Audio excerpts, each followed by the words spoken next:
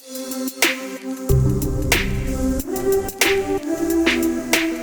Everyone, welcome to क्वालिमी। मेरा नाम सुमित सौरभ है। अभी तक हम लोगों ने क्या देखा? फंक्शन एक स्पेशल टाइप का रिलेशन होता है। मैंने एक गाने के थ्रू भी बताया कि फंक्शन क्या होता है, एक स्पेशल टाइप का रिलेशन होता है चिल्ड्रंस और पेरेंट्स के बीच। अब कहीं कहीं किताब में ये भी लिखा होता है कि फंक्शन एक रूल है, या कहीं कहीं टर्म यूज होता है मैपिंग का। फंक्शन को एक मैपिंग के तरह भी दिखाया जाता है। क्या बोला? फंक्शन इज अ रूल और मैपिंग।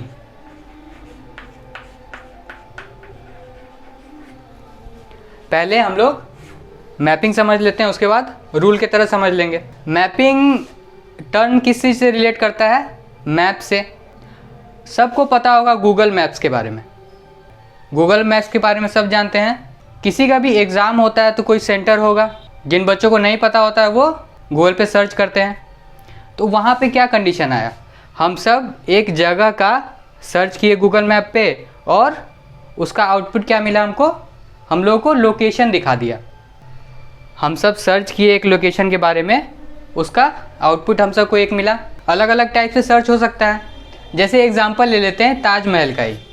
अगर मैंने आगरा में जाके या कहीं से भी इंडिया में कहीं से भी सर्च किया ताजमहल, तो लोकेशन क्या आएगा? आगरा, यमुना नदी के किनारे। मतलब कोऑर्डिनेट्स आपको बता देगा उस लोकेशन का, कहाँ पहुँचना है। वही कोई दूसरा आदमी सर्च कर रहा है ताजमहल, उसके बाद कॉमा लगा के आगरा, उसका भी लोकेशन सेम जगह लेके जाएगा। तो इनपुट हम सब अलग अलग डाल रहे हैं, लेकिन आउटपुट सेम आ रहा है, आउटपुट एक आ रहा है। फंक्शन का क्या कंडीशन है? पहला कंडीशन, सारा एलिमेंट का आउटपुट एक होना चाहिए, सिंगल आउटपुट। इस कंडीशन से कोई भी चीज़ सर्च किए, इनपुट दिए कोई भी जगह का, तो हम सबको लोकेशन एक मिला। अगर दूसरे जगह का इनपुट देंगे तो लोकेशन दूसरा मिलेगा। यही देख लीजिए, इनपुट में हम सब गूगल मैप पे ताजमहल सर्च किए, तो आउटपुट में क्या आएगा? गूगल मैप रहेगा। गूगल मैप में एक लोकेशन यहाँ दिखा देगा, लिख देगा ये ताजमहल है। तो अलग अलग सर्च, अलग अलग आउटपुट। तो पहला कंडीशन क्या होता है फंक्शन का? सारा एलिमेंट का इमेज होना चाहिए। पहला कंडीशन सेटिस्फाई। कोई भी चीज़ सर्च करेंगे उसको मैप में दिखा देगा। अब अलग बात है, आप कैटरीना कैफ सर्च कीजिएगा तो मैप में तो कहीं से नहीं आने वाला है। उस कंडीशन में बोल सकते हैं ये फंक्शन डिफाइन नहीं है। वो टर्म मैं आपको आगे की क्लास में बताऊंगा। वहीं पे यहाँ पे अगर कोई लिख दे ताजमहल कॉमा आगरा, उस कंडीशन में भी ताजमहल दिखाएगा। देखिए कंडीशन क्या आ रहा है? दिखा रहा है सेम लोकेशन, लेकिन लोकेशन एक ही दिखा रहा है, सिंगल लोकेशन। फंक्शन का क्या कंडीशन है? सारा एलिमेंट का इमेज होना चाहिए। तो कोई भी चीज़ सर्च किए उसका इमेज मैप में दिखा देगा। दूसरा कंडीशन, जितना भी एलिमेंट है सबका इमेज एक होना चाहिए। तो अलग अलग नाम से अगर हम ताजमहल को ही सर्च करें, ताजमहल आगरा लिख दें, आगरा के बाद पिन कोड डाल दें, रिज़ल्ट सेम आ रहा है और एक आ रहा है। तो दोनों कंडीशन सेटिस्फाई कर गया। मैपिंग के कंडीशन पे क्या बोला जाता है? Function is a input of elements which give a unique output. Unique मतलब आप सिंगल भी कह सकते हैं। Function is a mapping of input element which gives single output. उस कंडीशन से फंक्शन क्या हो गया? मैपिंग भी हो गया। आपको मैप के ही टर्म में मैंने मैपिंग समझा दिया। अब आते हैं रूल पे। कहीं कहीं बोला जाता है फंक्शन एक रूल भी है। उसके लिए एक एग्जांपल ले लेते हैं। सब ने धोनी का नाम सुना है, सब जानते हैं धोनी को। ध्वनि से रिलेटेड एग्जाम्पल ले लेते हैं।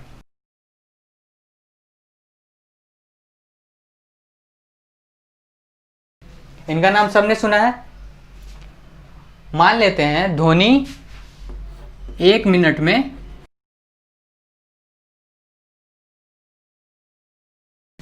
1 मिनट में ध्वनि 100 मीटर दौड़ जाता है। 2 मिनट में 200 मीटर दौड़ेगा। वही आधा मिनट अगर कर लें 0.5 मिनट तो 50 मीटर दौड़ेगा। वही अगर 10 मिनट ले लें तो 1000 मीटर, 1000 मीटर का है या 1 किलोमीटर का है, बात बराबर। इन सारे कंडीशन से एक टर्म क्या चीज़ निकल के आ रहा है, कुछ टाइम में कुछ डिस्टेंस कवर किया ध्वनि। तो अगर हम t स्मॉल t को टाइम मान लें और s को डिस्टेंस मान लें, तो इन सारे कंडीशन से एक रूल निकल के आया। क्या आया रूल? डिस्टेंस जो है उसको लिख सकते हैं 100 t है, और डिस्टेंस क्या है मीटर में, डिस्टेंस का यूनिट मीटर में, और टाइम है मिनट में। उस कंडीशन से ये हम सबको एक रूल निकल के आ गया। इस रूल में क्या बोल रहा है, एस टी पे डिपेंड कर रहा है। इस कंडीशन से क्या पता चला, एस टी का रूल फॉलो कर रहा है। टी जैसे जैसे चेंज होगा डिस्टेंस वैसे वैसे चेंज हुआ। टाइम 1 मिनट तो डिस्टेंस 100 मीटर। तो यहाँ क्या कंडीशन दिखा, टी के अकॉर्डिंग एस चल रहा है। यहाँ पे एक टर्म भी निकल के आता है, इंडिपेंडेंट वेरिएबल और डिपेंडेंट वेरिएबल। इंडिपेंडेंट मतलब जो खुद पे डिपेंड करे, और डिपेंडेंट मतलब जो दूसरों पे डिपेंड करे, या कह सकते हैं जो इंडिपेंडेंट पे निर्भर करे या डिपेंड करे। यहाँ पे एस जो है, डिस्टेंस जो है, वो टाइम पे डिपेंड कर रहा है। जैसे जैसे टाइम बढ़ रहा है वैसे वैसे डिस्टेंस बढ़ रहा है। टाइम घटा तो डिस्टेंस भी घट गया। तो ये क्या दिखाया, एक रूल दिखाया। इसी रूल को हम सब कह सकते हैं S is function of t। इसी रूल को हम सब कह सकते हैं, और इसको मैथमेटिकल नोटेशन में कैसे दिखाएंगे, दिखाएंगे F T is equal to 100t। इसको ये भी कह सकते हैं S is equal to F T, और इसको क्या पढ़ेंगे, S is function of t। t पे डिपेंड कर रहा है इसलिए फंक्शन ऑफ t। बहुत सारे बुक्स में ये भी लिखा रहता है y is equal to F X. बहुत सारे बुक्स में ये भी आपको टर्म लिखा रहेगा y is equal to F X. इसका क्या मतलब हुआ, y is function of x। ये भी समझ सकते हैं y x पे डिपेंड करेगा। ये इंडिपेंडेंट वेरिएबल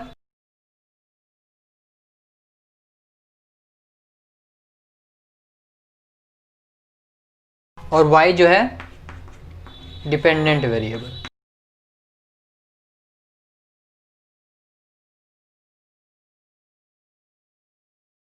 y x पे डिपेंड कर रहा है तो डिपेंडेंट वेरिएबल। यहाँ पे पूरे क्वेश्चन में हम लोगों ने देखा कहीं पे भी डोमेन और रेंज नहीं दिया हुआ है। यहाँ पे क्या दिख रहा है, बस एक रूल दिख रहा है। क्या चीज़, s is equal to 100t। इसलिए फंक्शन को एक रूल भी बोला गया है जो कि रिलेट करता है डिपेंडेंट वेरिएबल और इनडिपेंडेंट वेरिएबल के बीच में। या ये भी कह सकते हैं function is a rule which gives new element क्या निकला, s from a given element. हम सबको गिवन क्या था, टाइम गिवन था अलग अलग, उसके बेसिस पे हम सबको डिस्टेंस मिल रहा था। तो हम सबको डेफिनेशन क्या निकल के आया, function is a rule of independent and dependent variable in which new elements are produced from existing elements. और जब कंडीशन ऐसा दिया हो, हम सबको डोमेन और रेंज के बारे में नहीं पता है, तो सीधा सा कंडीशन ये लिखेंगे s is a function of t, या एक्स वाई जहाँ दिया होगा y is a function of x। तो ये रूल दिख गया यहाँ पे हम सबको। तो फंक्शन के बारे में क्या पढ़ा था हम लोगों ने, फंक्शन एक स्पेशल टाइप का रिलेशन होता है। मैंने एक लेक्चर लिया था जिसमें रिप्रेजेंटेशन ऑफ रिलेशन भी बताया था, किन किन फॉर्म में हो सकता है। सेट बिल्डर फॉर्म में आप रिप्रेजेंट कर सकते हैं रिलेशन को, रोस्टर फॉर्म में जिसमें ऑर्डर्ड पेयर लिखे जाते हैं। उसके बाद क्या आता है, टेबुलर फॉर्म हो गया, टेबुलर फॉर्म के बाद लैटिस फॉर्म हो गया, या ग्राफिकल रिप्रेजेंटेशन कह सकते हैं जो कोऑर्डिनेट सिस्टम पे बताया जाता है। उसके बाद क्या आता है, रिप्रेजेंटेशन डायग्राम के थ्रू, एरो डायग्राम से आप बता सकते हैं। तो फंक्शन क्या है, फंक्शन एक स्पेशल टाइप का रिलेशन है। तो रिलेशन का जो रिप्रेजेंटेशन होगा वही आप फंक्शन का कर सकते हैं उसी बेसिस पे। फंक्शन को भी 5 टाइप से आप रिप्रेजेंट कर सकते हैं। कौन कौन सा फॉर्म है, पहला सेट बिल्डर फॉर्म,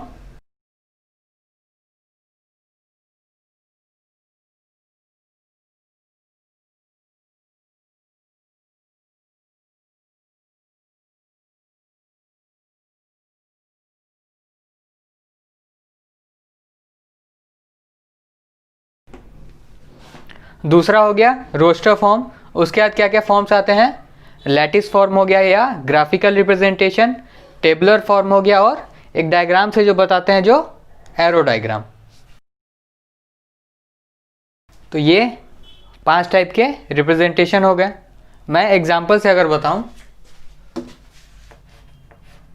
मान लेते हैं ये सेट ए है 1 - 1। यहाँ पे क्या, सेट ए से बी में एक फंक्शन हम सब मान लिए हैं। पहला रिप्रेजेंटेशन सेट बिल्डर फॉर्म, इसमें कैसे फंक्शन बिल्ड होगा उसका प्रिंसिपल लिखना है या स्टेटमेंट लिखना है। क्या हो जाएगा, कर्ली ब्रैकेट के अंदर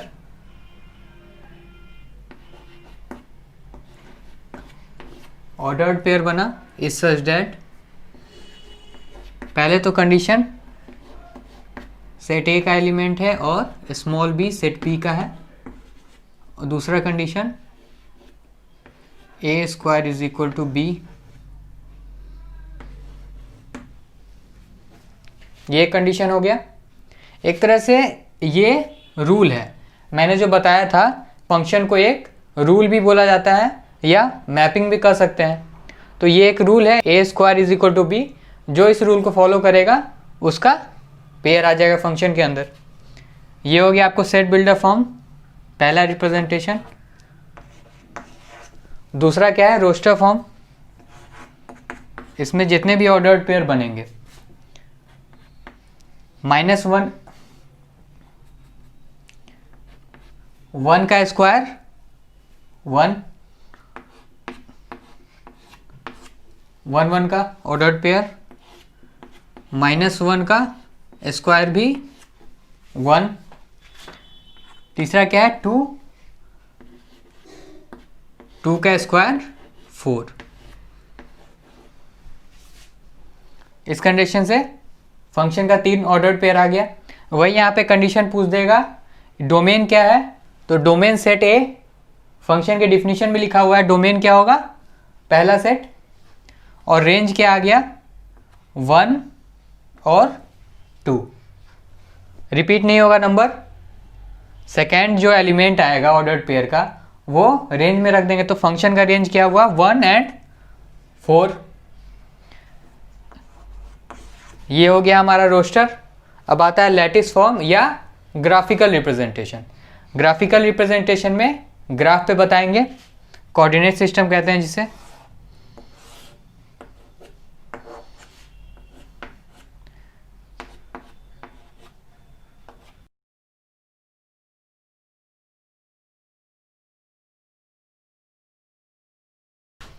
वाई डायरेक्शन, एक्स डायरेक्शन, नीचे निगेटिव है तो Y dash, X dash. Points क्या क्या हैं, पहले तो ये कर लेंगे।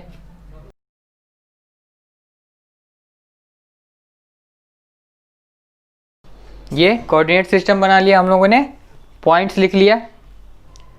पॉइंट्स क्या क्या है, 1 1 1 1 कहाँ आएगा, यहाँ -1 1 -1 एंड 1, ये एक पॉइंट हो गया। 2 एंड 4, 2 और y है क्या, 4, ये हो गया 2 4 पॉइंट, ये हो गया 1 1। तो ये पॉइंट से हम सब लैटिस फॉर्म में डिनोट कर देते हैं। अब आगे आते हैं, तीसरे फॉर्म के बाद क्या था, फोर्थ क्या है, एरो डायग्राम। एरो डायग्राम में हम सब पहले वेन डायग्राम बना लेंगे दोनों सेट का। ये सेट ए है, बी, जो भी एलिमेंट्स है वो पॉइंट से डिनोट होता है। इसमें कितने, 3 एलिमेंट, इसमें सेट बी में 3 एलिमेंट। क्या क्या है वो लिख लेंगे, 1 -1 2 1 2 एंड 4। अब जिसके साथ जो फंक्शन बनाएगा, फंक्शन कंप्लीट करेगा, ये रूल फॉलो करेगा, उसको पुट कर देंगे। -1 का होल स्क्वायर भी 1, इसका भी इमेज हो गया 1, 2 का इमेज हो गया 4। ये हो गया फंक्शन का एरो डायग्राम। अब कंडीशन आता है टेबुलर फॉर्म में। फिफ्थ क्या हो गया, टेबुलर फॉर्म। पहले एक टेबल बना लेंगे,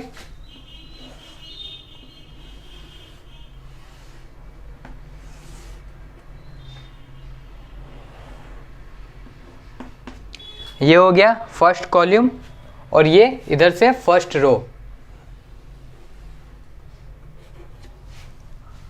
फर्स्ट कॉलम में सेट ए, जो पहला सेट है उसका एलिमेंट्स, और जो दूसरा सेट है जिसमें इमेज होगा वो फर्स्ट रो में डाल देंगे। इसमें कितना एलिमेंट है, 3, दोनों में 3 3 एलिमेंट। ये है -1 1 एंड 2, ये है 1 2 एंड 4।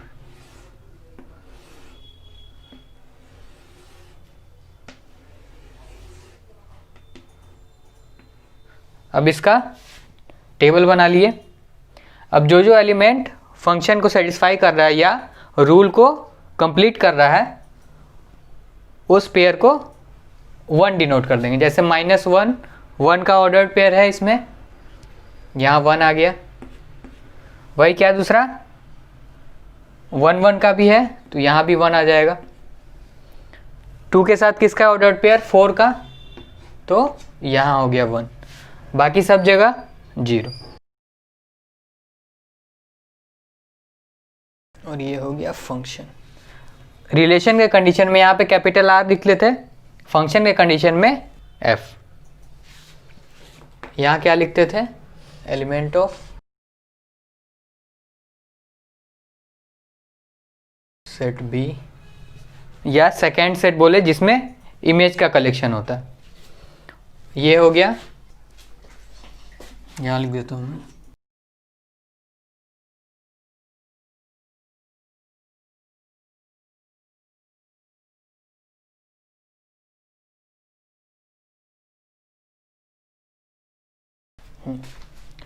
तो फर्स्ट कॉलम में क्या आया, सेट ए का एलिमेंट, फर्स्ट रो में सेट बी का एलिमेंट।